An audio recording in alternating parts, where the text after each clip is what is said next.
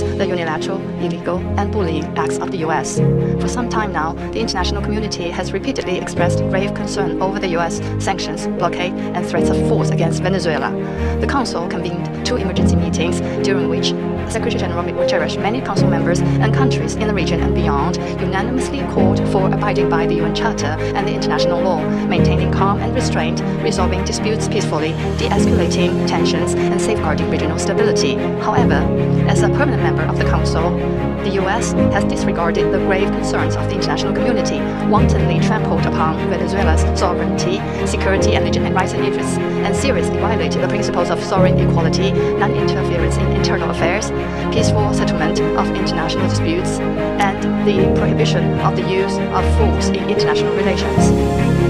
These principles constitute the fundamental tenets of the UN Charter and form the cornerstone of maintaining international peace and security.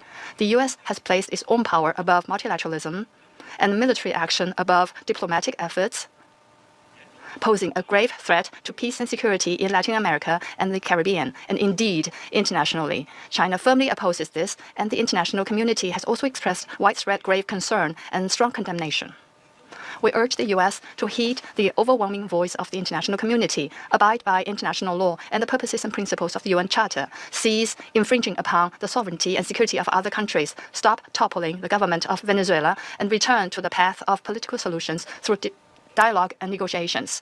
We call on the U.S. to ensure the personal safety of President Maduro and his wife and to release them at once. We support the Council in fulfilling its primary responsibility to maintain international peace and security, and we support all efforts by the UN Secretary General, regional countries, and organizations that contribute to promoting dialogue and de-escalating the situation.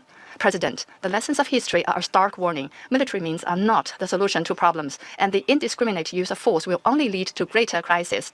The U.S. bypassed the Council to launch military operations against Iraq, blatantly attacked Iran's nuclear facilities, and imposed economic sanctions, military strikes, and even armed occupations on multiple countries in Latin America and the Caribbean. These actions have caused persistent conflict, instability, and immense suffering for the ordinary people. Did these actions bring peace and stability? Did they bring development and prosperity? The international community sees this clearly. Venezuela is an independent sovereign state with every right to defend its sovereignty and national dignity. Countries in Latin America and the Caribbean are important forces in maintaining world peace and stability and promoting global development and prosperity, and they have every right to independently choose their development paths and partners. No country can act as the world's police, nor can any state presume to be the international judge.